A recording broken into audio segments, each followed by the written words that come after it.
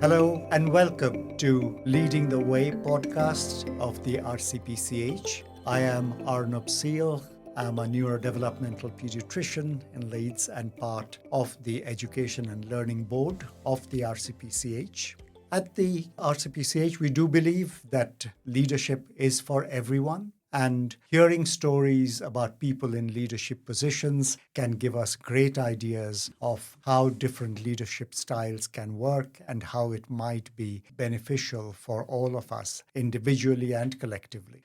We are very fortunate today to have with us Dr. Jonathan Darling. Jonathan is a consultant pediatrician and a clinical associate professor in pediatrics and child health in Leeds. He's also the Vice President of Education and Professional Development at the RCPCH. Welcome, Jonathan, and thank you for joining us for this Leading the Way podcast. Thanks, Arnab. Great to be here. Jonathan, you are somebody who I have known personally for over 30 years, and I have always marveled at the different leadership roles and the different ways that you have engaged through the whole of these last 30 years odd. But can you tell us a little bit about where your leadership journey started, how it started? I think it goes back to when I was in my training. And I guess as I look back, I was doing things that maybe I see now were leadership, but I didn't really recognise it then. So for instance, when I was in St James's Hospital as a senior registrar, I was involved in setting up a kind of junior doctors committee to solve some of our issues that things weren't working as well as they could, for instance, rotas or various issues like this. And I felt some of these we could solve ourselves. We all got together. So I led on that and we did what we could to solve the things that were in our control. But then we also tried to come up with realistic proposals to put to the consultant team about some of the things that weren't in our control. That was leadership, but I didn't really realise it at the time. I was just doing what I felt needed to be done to make a difference. I think that's a wonderful example of how actually doesn't matter which role you're in, you can actually get involved. That goes back to very early days. Can you tell us a little bit about the journey through from that time till now?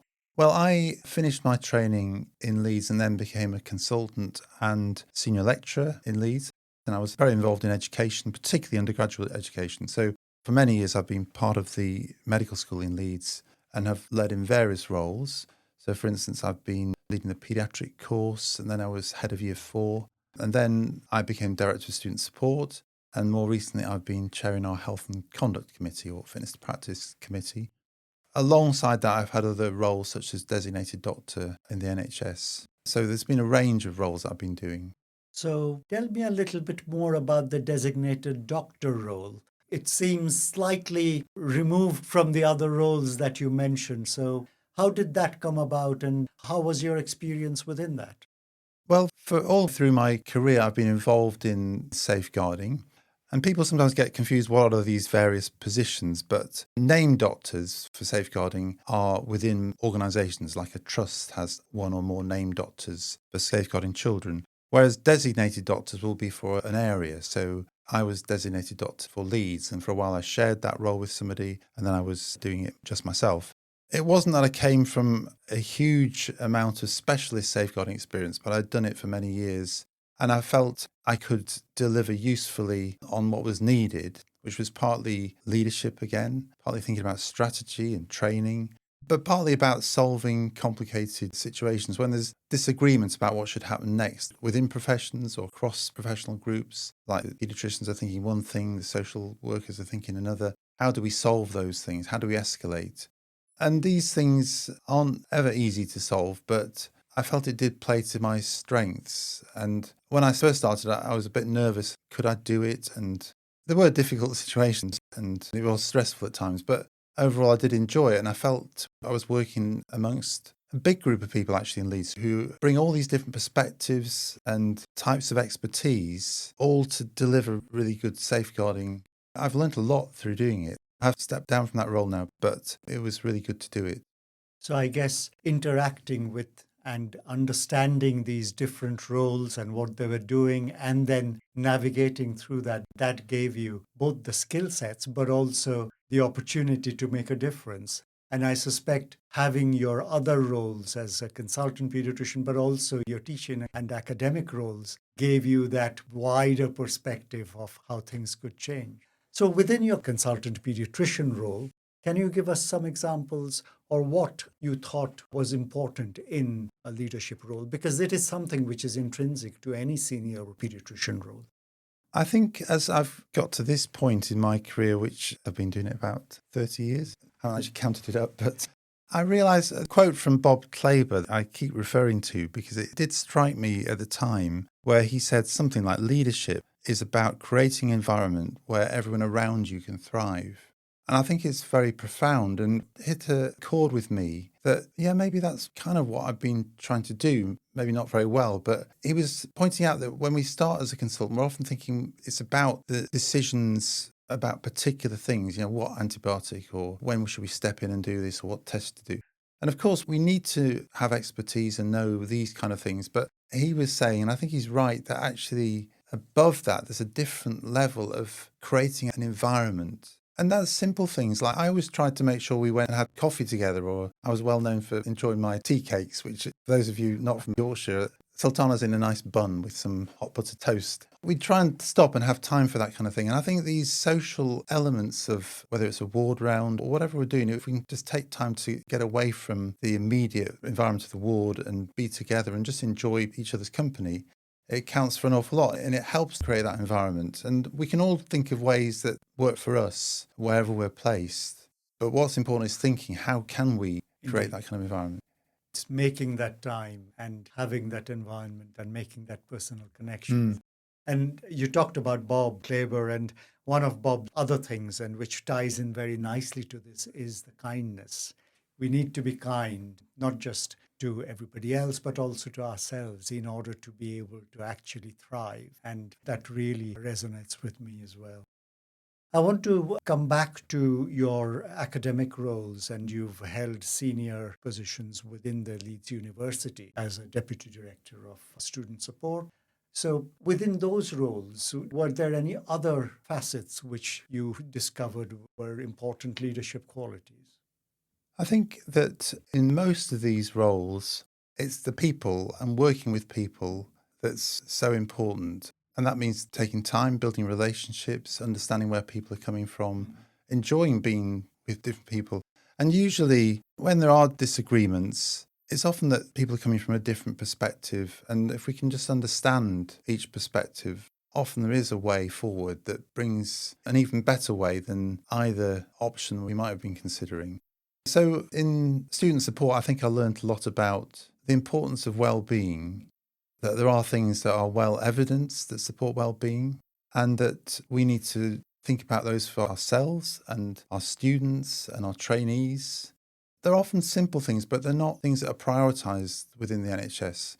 Within our Thrive Paediatrics work, which I've been part of, it's about re-emphasising some of these things or helping people learn some of these key things. I think that's a very powerful message, which is around the fact that you need to understand where the other person's coming from in any difference, which you spoke about, and actually making that time can give you a far better outcome and be able to have a better connection.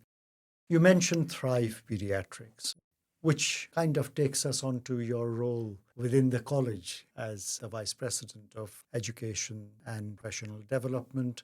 And you are still in that post. You've been doing it for a while.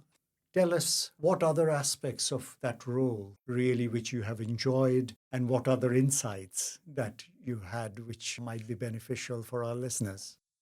I have really enjoyed the role. I think the college is a great organisation to work with, and there's about 3,000 volunteers, I think, that all come together in delivering the work of the college. And so it's great working with them and getting to know people in different parts of the vice president role I'm in, and also working with the staff of the college, who are an amazing group of people, about 200 people. And so I've enjoyed many aspects, but it's primarily working with people and learning from their expertise and their perspectives and knowledge.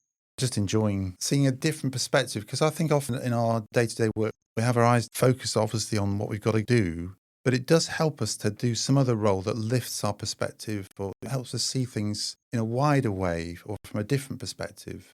Then the college role certainly does that. And I'd encourage anyone who's thinking of any sort of college role to go for it, because it's a great way to see things in a new way. I think that's a great message as well, which is around we do get bogged down within our own clinical work, etc. So broadening our horizons and being able to participate in this wonderful community that we have and the opportunity that we have. And we really want to welcome, irrespective of whichever role people are in, to get involved in the work of the college. So Jonathan, if you were to give some nuggets for our listeners regarding leadership roles and things, what kind of takeaways do you want them to have? I don't feel very expert on leadership. Part of the joy in Leading the Way podcast is that I get to learn from all these people who I think have so much to teach me. I think that quote that I referred to earlier about creating that environment where everyone around us can thrive is fundamental to me. And if all of us can be trying to change the climate around us, so it feels good to be in that place for other people, so that they can thrive, so that they can deliver their best, so that they feel they've got psychological safety where they can offer opinions and thoughts without fear of being shot down or criticised. That means that the whole service can flourish. There's a lot of challenge in our service. I mean, we both know that.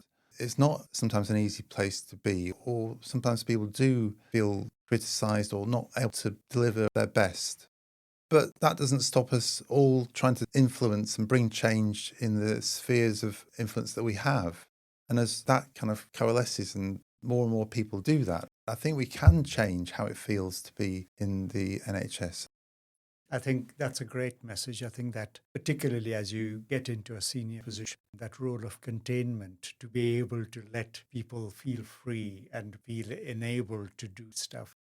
I think you also demonstrated very ably one of the other leadership qualities very amply, which is around being humble. You felt that you don't feel like a leader, but clearly from what you have shared with us today, you exemplify a wonderful leader, which we in the college are very, very fortunate to have.